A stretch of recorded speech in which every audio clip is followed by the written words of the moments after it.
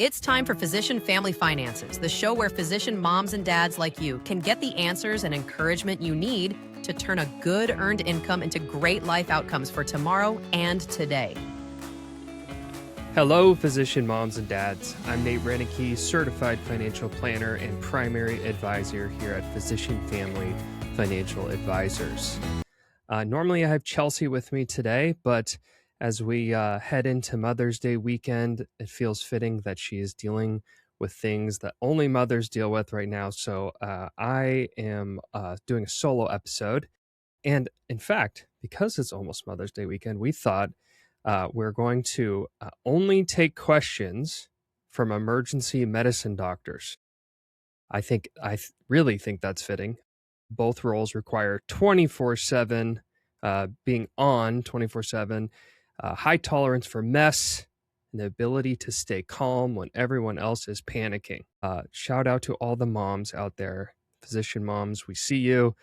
We know it's tough, but you seem to handle it very well. So the first question comes from an emergency medicine doc in Arizona. It says, I am eligible to join this defined benefit plan, but I am not maxing out my 401k yet, and I need the cash flow for a variety of other things. I don't see the pros for contributing to this. The only caveat is that once I opt out, I can never elect to contribute to this plan in the future. This is actually a very common question because when you work at a big hospital, they tend to give you a one-time opt-in to defined benefit plans. And it's an interesting one because a lot of times early in your career, which for somebody who is not maxing out their 401k yet, that tells me that generally they're early in their career and they have things to pay for like house, kids, maybe even a new couch if you're early enough into your career to need that.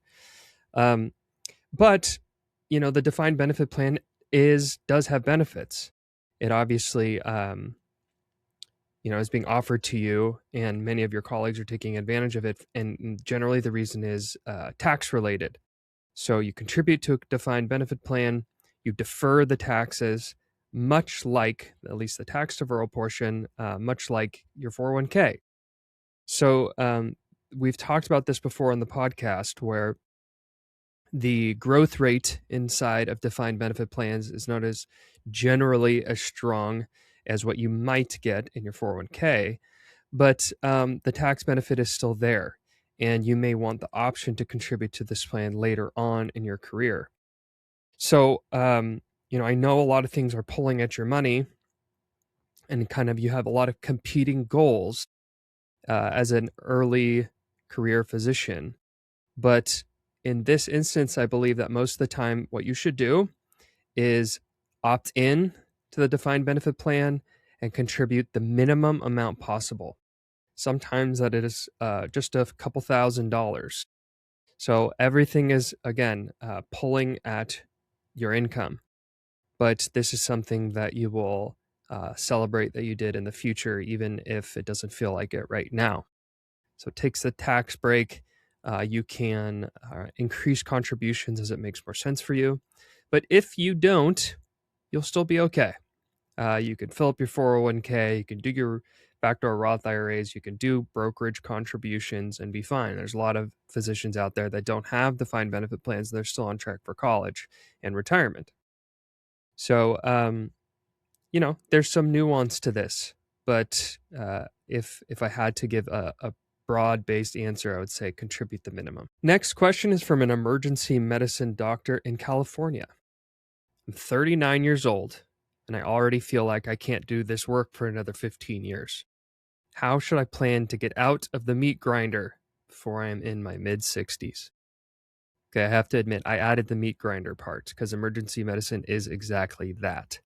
But I hear this from emergency medicine doctors a lot.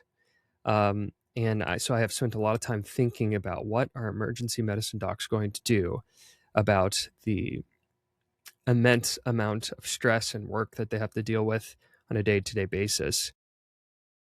So I can tell you what has not worked for the many emergency medicine docs that I have worked with over the years, and that is fire. We haven't said fire in a while. It seems to be slowly going away. There's still physicians still use the words around FIRE, but they don't actually mean financial independence, retire early. They sort of mean financial independence, retire a little early. um, but obsessing over FIRE, obsessing over passive income, I have seen this create even more stress in the lives of our emergency medicine doctors that we serve. So I recommend against it. This isn't something that I recommend lightly either. I have seen it over and over again, just weigh you down even more. So I would ask you, all the emergency medicine doctors out there, or even doctors who are just burning out, to consider the opposite. Okay, and this is particularly true for emergency medicine docs because they don't make enough money to, let's say, live a normal life and save hundreds of thousands of dollars a year so that they can truly retire early. But the opposite would be to consider something like slowing down or working at a slower pace in maybe 10 years. So you accept the meat grinder for a shorter period of time. Now, here's what I've seen people be successful at in this in the emergency medicine world, and sort of what fits the bill for slowing down. I have seen doctors go to locum tenens. The hourly pay is higher. You have more control over your schedule. You can still make a very good living doing locum tenens without burning out.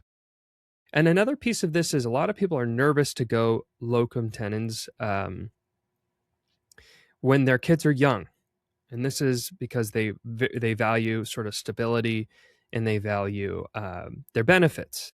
And I have some things to say about that. I mean, you can get the benefits you need being 1099 worker. It just takes knowledge on how to continue to save for retirement, get health insurance and all that. But all that to say is many times people don't want to leave their W-2 job to go to locum tenens because of that. So it's worth pointing out that those tend to be slightly less valuable to physicians when their children get older. So locum tenens, you could do that. You can control your pace. You control how many days you work. You can also go to urgent care, still involved with patients, but sort of removes the chaos of the ER. And then another example, among many, by the way, there's lots of things you could do that isn't as stressful, but you could go into hospital administration. And I don't know a lot of doctors that became doctors to get into the administration part of this. In fact, a lot of them, it seems like they're allergic to it. But transitioning into hospital leadership, you have a chance of fixing the system that causes burnout in the first place. And this isn't for everyone, but you will have a more reasonable stress level, I would say.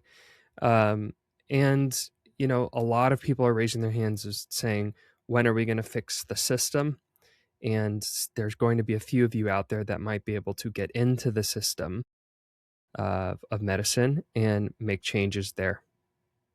So I don't love FIRE. You've heard us talk about fat FIRE, which is nice, financial independence, retire early, but with a big pile of cash so that you can live the life that you deserve as a physician with money. But if you still want to be financially independent and retire early, you need to seriously consider living a more modest lifestyle. And I don't mean modest in terms of physician. I mean modest in terms of the average person in America. This is a core concept of FIRE, that when FIRE was first introduced to the world in the blog sphere, it was filled up with people who really wanted to be frugal. I mean, it was filled up with people who were counting almonds in their lunch. So they knew exactly how many almonds were going into their lunch pail, and maybe they'd count out 10 because that's what they could afford. this was just a very core, at the core of FIRE was frugal people. So if you truly want to be financially independent and retire really early, you must consider your lifestyle. It's not just saving money. And I mean, nowadays I hear physicians say they want to be financially independent, retire early. And in the same phone call, in the same 1 hour phone call, they also told me they wanted a country club membership. So it's one or the other. We can't have it all.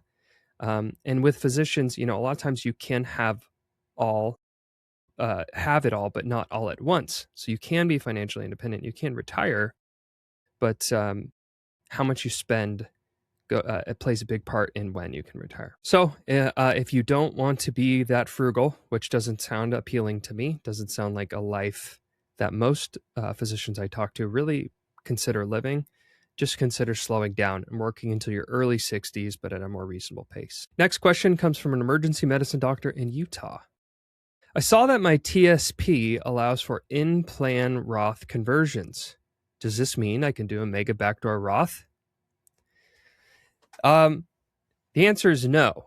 It does not mean you can do a mega backdoor Roth. What it means is that the mechanism that is required to do that mega backdoor Roth is now in your TSP. So the TSP allows for these conversions to happen, but it does not yet allow for after-tax contributions. So really all this means is that the pre-tax contributions you've been making to your TSP can be converted over to Roth.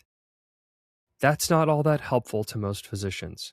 You would have to pay the taxes to convert it to Roth, which would defeat the purpose of why you deferred the taxes in the first place.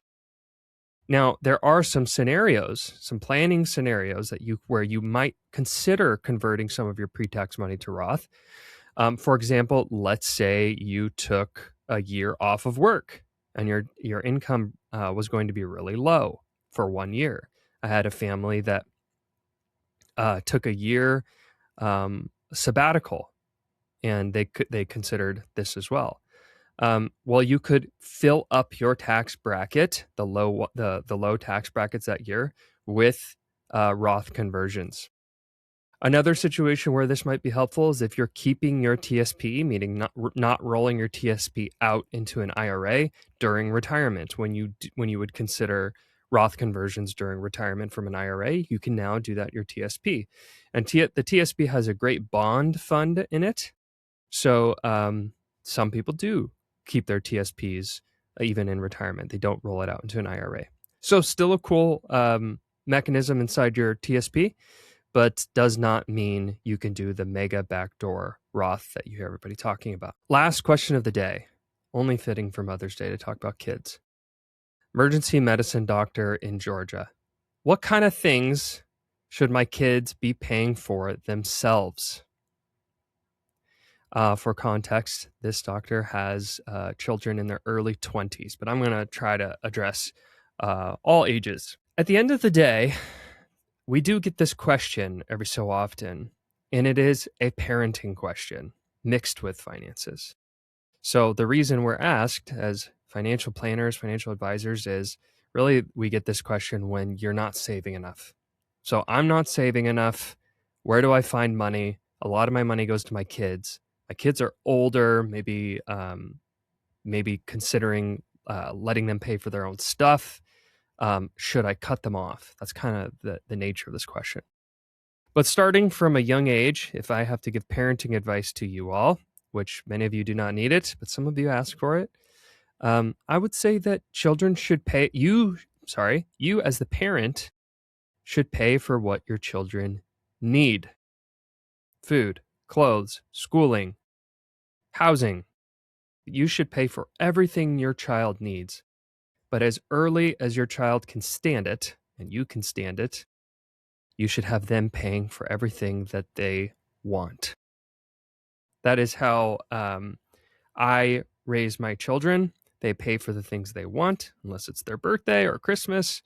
And then I pay for the things they need. Now, at a younger age, really, I'm paying for the things they want because I'm giving them money to do chores around the house that I might otherwise pay someone else to do those things, but they're not all that good at the chores. They're just building that muscle of working to earn money to pay for things that they want.